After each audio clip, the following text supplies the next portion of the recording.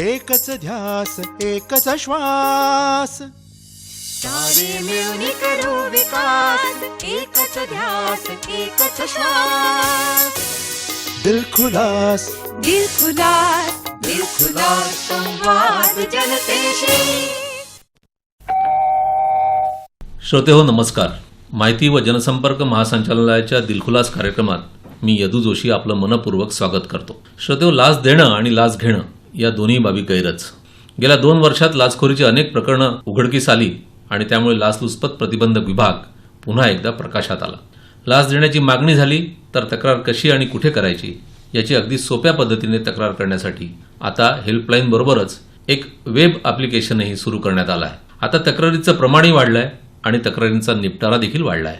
हे सर्व कसं साध्य केलं हे जाणून घेण्यासाठी आज आपण आमंत्रित केलंय लाचलुचपत प्रतिबंधक विभागाचे महासंचालक प्रवीण दीक्षित यांना.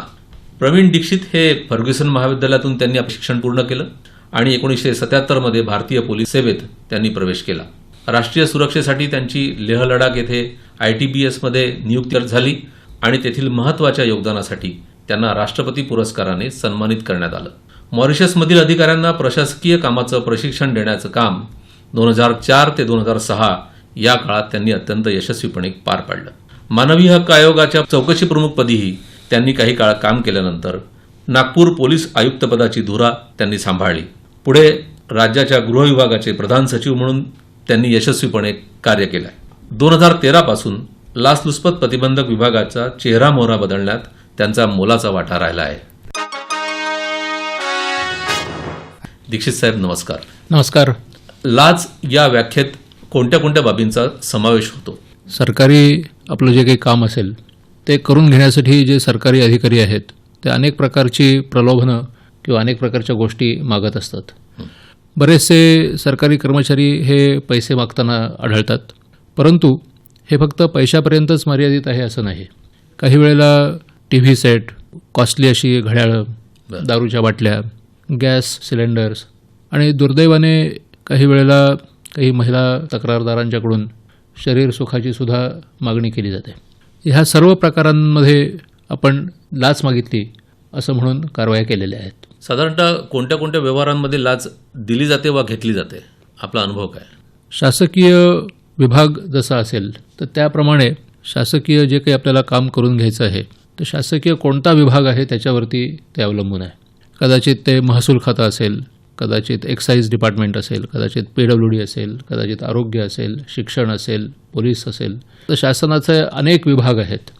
त्या प्रत्येक विभागाप्रमाणे आपल्याला वर्गवारी करता येईल. तिथे काम करताना कशा प्रकारे कुठल्या कामासाठी लाच मागितलेली आहे याच्या डिटेल्स आपण आज सर्व लोकांना सहज उपलब्ध व्हाव्यात म्हणून आमच्या ACB महाराष्ट्र ही जी वेबसाईट आहे ह्या वेबसाईटवरती विभागवार कशा कशा लाचेच्या मागण्या होतात ह्या दिलेल्या आहेत. पोलीस खात्याचं जर सांगायचं झालं तर 1-2 गोष्टी सांगायला हरकत नाही की गुन्ह्यातील आरोपी किंवा इतर नातेवाईक यांच्याविरुद्ध प्रतिबंध कारवाई न करण्यासाठी किंवा गुन्ह्यातील आरोपीला कोर्टामध्ये हजर करून जामीन मंजूर करून देण्यासाठी, आरोपीला जामीन त्याचं वॉरंट याची माहिती देण्यासाठी, गुन्ह्यामध्ये इतर नातेवाईकांना गुंतवू नये यासाठी, गुन्ह्यातील वाहन किंवा किमती वस्तू या जप्त न करण्यासाठी किंवा वाहन अपघात झाला असेल तर इन्शुरन्स क्लेमसाठी स्टेशन डायरीचा उतारा देण्यासाठी ह्या पोलीस खात्याशी संबंधित आहेत. महसूलचं सांगायचं झालं तर 7/12चे उतारे असतात तर त्याच्यामध्ये नाव किंवा जागेचा फेरफार करून नोंदणी घेण्यासाठी किंवा शेतजमीन बिगर शेत जमीन करण्यासाठी, जमिनीचं विभाजन करण्यासाठी, अतिवृष्टीमुळे झालेल्या पिकांचं नुकसान किंवा भरपाईचे शासकीय अनुदान रक्कम बँक खात्यात जमा करण्यासाठी, कारागृह कैदी बिलाची रक्कम मिळण्यासाठी, नवीन शिधापत्रिका देण्यासाठी, नवीन घराच्या बांधकामाची परवानगी देण्यासाठी. जर ग्रामविकास विभाग आपण बघितला तर ग्रामविकासमध्ये पदोन्नतीचे प्रस्ताव शिफारस करून त्याचा अहवाल मुख्य कार्यकारी अधिकारी त्यांना देण्यासाठी, शासनातर्फे राबवण्यात येणाऱ्या ज्या विविध कल्याणकारी योजना आहेत त्यांचा लाभ मंजूर करून घेण्यासाठी, महात्मा गांधी राष्ट्रीय ग्रामीण रोजगार हमी योजनेअंतर्गत सिंचन विहिरीचे मस्तरमध्ये अभिप्राय नोंदवून स्वाक्षरी करणे, त्या कामाची मोजमाप पुस्तिकेत नोंद करणे, घरकुलाचं बिल काढणे, अशा अनेक प्रकारच्या कामांसाठी विभागाप्रमाणे वेळोवेळी लाच मागताना दिसून येते. एखाद्या व्यक्तीला आपलं काम करून घेण्यासाठी लाच मागितली गेली, त्याबद्दल तक्रार करायची असेल तर कशी तक्रार करायची? महाराष्ट्र एवढा मोठा आहे, आणखीन प्रत्येक जिल्हा देखील त्याचा व्याप मोठा आहे. शासकीय काम कदाचित प्रत्येक वेळेला जिल्ह्याच्या मुख्य ठिकाणीच असेल असं नाही, कदाचित एखाद्या रिमोट ठिकाणी देखील असू शकतं. पूर्वी त्याच्यासाठी ACBचं कार्यालय शोधायला लागायचं, त्यांच्याकडे जाऊन तक्रार करायला लागायची. तिथे कधी सरकारी अधिकारी उपलब्ध असतात, कधी नसतात. आता ह्याच्यावरती मात करण्यासाठी म्हणून आपण एक नवीन तांत्रिक जे शोध आहे त्याचा वापर करून प्रत्येक आज व्यक्तीकडे मोबाईल फोन असतो. तर ह्या भ्रमणध्वनीमध्येच आपण त्याच्या मदतीने जर त्यांनी acbmaharashtra.net ह्या प्रकारे वेब बेस्ड अशा प्रकारचं मोबाईल ॲप आपण बनवलेलं आहे. आणि ह्या मोबाईल ॲपवरती जर कुठल्याही व्यक्तीने त्याच्याकडे जवळ असलेली जी काही ऑडिओ फिल्म असेल, व्हिडिओ फिल्म असेल, किंवा त्याला जर काही डिजिटल पुरावा असेल, तर तो पुरावा एका क्लिकनी ACBच्या कार्यालयापर्यंत पोहोचवू शकतो. किंवा दुसरा त्याला एक पर्याय आपण ठेवलेला आहे, तो म्हणजे 1064 हा एक निःशुल्क अशा प्रकारचा दूरध्वनी क्रमांक आज संपूर्ण महाराष्ट्रभर आपण राबवलेला आहे. आपण 365 दिवस दिवसाच्या 24 तास चालवलेला क्रमांक आहे. आणि ह्या 1064च्या माध्यमातून तुम्ही ACBच्या कार्यालयाला आपल्याकडे जी काही माहिती असेल ती माहिती सांगू शकता. माहिती प्राप्त झाल्यानंतर लगेचच ACBचे अधिकारी आपल्याशी संपर्क करतील, आपल्याला काय अडचण आहे त्याची विचारपूस करतील. जशी प्रत्येक परिस्थिती असेल त्याप्रमाणे संबंधित कार्यालयामध्ये कारवाई केली जाईल. 24/7 आता तक्रार करण्याची व्यवस्था आपण उपलब्ध करून दिलेली केलेली आहे. आणि त्यामुळे या विभागाच्या कारभारासंदर्भात पारदर्शकता यायला मदत झाली आणि सामान्य माणसाला कधी पण ACBकडे तक्रार करता येते अशी व्यवस्था आपण निर्माण केली आहे. बरोबर. एक सामान्य माणसाने आपल्याकडे तक्रार केल्यानंतर त्याच्या नावाची गुप्तता कितपत ठेवली जाते, आणि दुसरं म्हणजे आपण त्याची तक्रार आल्यानंतर त्याला न्याय मिळेपर्यंत कुठली पावलं उचलता? 1064 हा जो फोन क्रमांक आहे, तर ह्या 1064च्या मदतीने आज महाराष्ट्राच्या सर्व जिल्ह्यांमध्ये पण पाहिलं तर जवळजवळ गेल्या 11 महिन्यामध्ये 6000 पेक्षा अधिक आम्हाला फोन आलेले आहेत. अच्छा. आणि त्या फोनच्या मदतीने आम्ही जवळजवळ 100 तरी सक्सेसफुल असे ट्रॅप्स केलेले आहेत. तर ज्यावेळेला तक्रारदार आमच्याकडे येतो त्यावेळेला तक्रारदाराची जी काही तक्रार आहे ती योग्य आहे किंवा नाही, खरी आहे किंवा नाही, याची आम्ही पहिल्यांदा पडताळणी करतो. कारण असं आहे की शेवटी कुठलाही सरकारी अधिकारी हा त्याच्या क्षेत्रामध्ये वजनदार असा व्यक्ती असतो. आणि सरकारी व्यक्तीला कारणाशिवाय त्रास होऊ नये यासाठी आम्ही पूर्ण खबरदारी घेतो. त्याची प्रतिमा उगाच मलिन होऊ नये. कारण असं आहे की ACBने कारवाई केली म्हटल्यानंतर जर एखादा खरोखर चांगला माणूस असेल तर त्याची घरामध्ये बदनामी होते, कार्यालयात बदनामी होते, आणखीन त्याला निष्कारण बदनामीला तोंड द्यावं लागतं. तर अशा प्रकारची बदनामी होऊ नये यासाठी आम्ही पूर्ण पहिल्यांदा खबरदारी घेतो. आणि तक्रारदार जे सांगतोय ते तक्रारदाराच्या बरोबर एक पंच देऊन आम्ही जो कोणी सरकारी अधिकारी तो पैसे मागतो असं म्हणतो त्यांच्याकडे आम्ही पाठवतो. आणि तो जो पंच असतो तो पंच इंडिपेंडेंटली स्वतंत्रपणे आधी खात्री करतो की हा सरकारी सेवक खरोखर काही पैसे मागतोय का, लाच मागतोय का. कित्येक वेळेला असं आम्हाला आढळून येतं की तक्रारदार येतात, ते म्हणतात की पैसे मागतायत, त्रास देत आहेत वगैरे, परंतु प्रत्यक्षामध्ये सरकारी सेवक पैसे मागत नाहीत किंवा त्यांनी काही लाच मागितलेली नसते. खोट्या प्रकरणामध्ये अडकवण्याचं पण होऊ शकतं.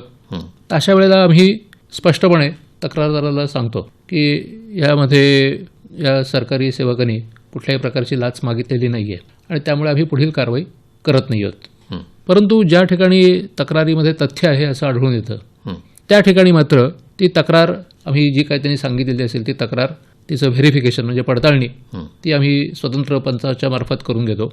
आणि ती झाल्यानंतर मात्र आम्ही यशस्वी ट्रॅप होण्यासाठी पुढील पावलं उचलतो. तक्रारदार अनेकदा तक्रारी मागे घेतात असे अनुभव आपल्याला आले असणार, त्याची नेमकी कारणं काय असतात? खरं आहे. आणि या एकूणच खटल्यावर त्याचा मग काय परिणाम होतो? बऱ्याच वेळेला काय होतं की तक्रारदार तक्रार करण्यापर्यंत उत्साही असतो, परंतु नंतर कदाचित ज्याच्या विरुद्ध तो तक्रार करतो त्याच्या दबावाखाली येऊन किंवा इतरांचा दबाव येऊन किंवा त्या संबंधित न्यायालयात जायला नको पोलिसांच्याकडे जायला नको, पुढची कारवाई करताना आपल्याला त्रास होईल असं वाटून, किंवा काही वेळेला तो जो सरकारी सेवक असतो त्याच्याबद्दल अचानक या तक्रारदाराच्या मनामध्ये सहानुभूती निर्माण होते. त्याला असं वाटायला लागतं की उगाचच ह्या माणसाची, त्याच्या बायका मुलांची, त्याच्या घरच्यांची कशाला आपण बेअब्रू करावी, त्यांचं कशाला नुकसान करावं, त्याचं नुकसान होईल, तर त्यापेक्षा ही तक्रारच आपण मागे घ्यावी किंवा तक्रार केलीच नव्हती असं सांगावं. आणि असं म्हणून तो त्याची तक्रार फिरवतो. कित्येक वेळा न्यायालयामध्ये देखील असं आढळून आलेलं आहे की तक्रारदार ती तक्रार आपली खोटी आहे, चुकीची आहे, चुकीच्या समजुतीतून झालेली आहे, त्याचे मला पावती मिळाली होती वगैरे असे काही ना काहीतरी बहाणे करतो आणि तक्रार खरी नाहीये अशा प्रकारचा एक आभास न्यायालयाच्या मनामध्ये निर्माण करतो. आणि त्याचा परिणाम असा होतो की ज्या तक्रारी अँटी करप्शननी सगळी केस जी केलेली असते त्याच्यामध्ये दोषसिद्धत्व न मिळता त्या निर्दोष म्हणून जाहीर केल्या जातात आणि सगळाच एकंदर जो काही आपण प्रयत्न केलेला असेल तो प्रयत्न पूर्णपणे त्याच्यावरती पाणी सोडलं जातं. आता अशा प्रकार होऊ नयेत ह्यासाठी जे काही उपाययोजना आहे आम्ही त्याच्यासाठी मुख्य असं केलं की जे तक्रारदार असतात तर त्या तक्रारदारांना पूर्ण संरक्षण हे आम्ही पुरवतो. त्याला काही परिस्थितीमध्ये तर आम्ही त्याला पोलीस प्रोटेक्शनसुद्धा देतो. नंबर 2, त्याचं जे काम असतं तर ते काम तो ACBकडे आल्यापासून जर ट्रॅप यशस्वी झाला तर ते त्याचं काम हे ACBचं काम आहे असं समजून आमचे अधिकारी त्याचा पाठपुरावा करतात. आणि त्यासाठी जरूर पडली तर त्या विभागाचे प्रमुख जे सचिव असतील, प्रधान सचिव असतील किंवा काही याच्यात तर अगदी मुख्य सचिवांपर्यंत देखील आम्ही त्याचा पाठपुरावा केलेला आहे आणि खात्री केलेली आहे की त्याचं जे काही सरकारी योग्य काम होतं ते योग्य काम हे वेळच्या वेळेला त्याला करून दिलं जाईल आणि त्याला कुठल्याही प्रकारची मानहानी किंवा त्रास, अडवणूक अशी होणार नाही आणि आपण उगाचच ही तक्रार करायला पुढे आलो असं त्याला वाटणार नाही. तिसरं असं असतं की ज्या वेळेला तो लाच मागतो त्यावेळेला जी लाचेची रक्कम असते ती काही वेळेला अगदी 25-30 रुपयापासून 23 लाख रुपये मागण्यापर्यंत देखील लोक लाच मागत असतात. त्याच्यात ते कोण किती लाच मागेल हे काही आपण सांगू शकत नाही. पण तरी देखील मला सांगायला विशेष आनंद वाटतो की महाराष्ट्र शासनाने शासन निर्णय जाहीर केलेला आहे की 1 महिन्यानंतर त्याची जी काही रक्कम असेल ती सर्व रक्कम आपण त्याला तातडीने परत देतो. तर जसं मागच्याच वर्षी मार्च महिन्यामध्ये बजेटमध्ये विशेष अशी काही प्रोव्हिजन नव्हती, परंतु तरी देखील माननीय मुख्यमंत्र्यांनी त्यामध्ये स्वतः इंटरव्हेन्शन करून 1 कोटी रुपये ह्या अशा ट्रॅपमध्ये जी अमाऊंट होती तर ती परत देण्यासाठी म्हणून अर्थमंत्र्यांना सांगून मुद्दाम द्यायला लावली आणि आपण 31 मार्चच्या आत, फायनान्शियल इयर संपायच्या आत सर्व त्यातले जे तक्रारदार होते त्या सर्वांना 100% ही रक्कम तातडीने परत देऊ शकलो. श्रोतेहो, लाचलुचपत प्रतिबंधक विभागाचे महासंचालक प्रवीण दीक्षित यांच्याशी आपण संवाद साधतच आहोत. अजूनही काही प्रश्नांची उत्तर आपल्याला जाणून घ्यायची आहेत, परंतु आजची वेळ संपत आली आहे. उद्या पुन्हा भेटूया प्रवीण दीक्षित यांच्याशी संवाद साधण्यासाठी. तोपर्यंत नमस्कार. धन्यवाद. दूरदर्शी निर्णय, गतिमान सरकार, आपले सरकार प्रगती पथावर, महाराष्ट्र नवा घडणार. सामान्यांच्या हितासाठी आपले सरकार आहे पाठी. जलयुक्त शिवार टंचाई मुक्तीसाठी, मेक इन महाराष्ट्र योजना उद्योगासाठी. नगर विकासाला चालना, स्मार्ट बनवेल शहरांना. सेवा हमीचे विधेयक लाभले सामान्यांना. आधुनिक तंत्रज्ञाने रुग्णालयांचा कायापालट, पालक महिला तरुणांसाठी नवी शोधली वाट. शिवरायांचे सागरी स्मारक महाराष्ट्राला स्फूर्तीदायक. पुढचे पाऊल पुढेच टाकून महाराष्ट्र नवा घडणार. महाराष्ट्र नवा घडणार. भक्कम सशक्त गतिमान महाराष्ट्र. माहिती व जनसंपर्क महासंचालनालय, महाराष्ट्र शासन.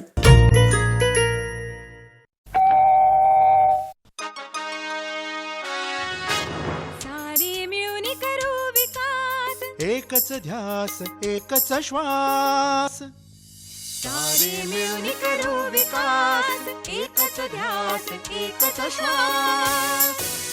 दिल खुलास, दिल खुलास, दिल खुलास संवाद जनतेशी.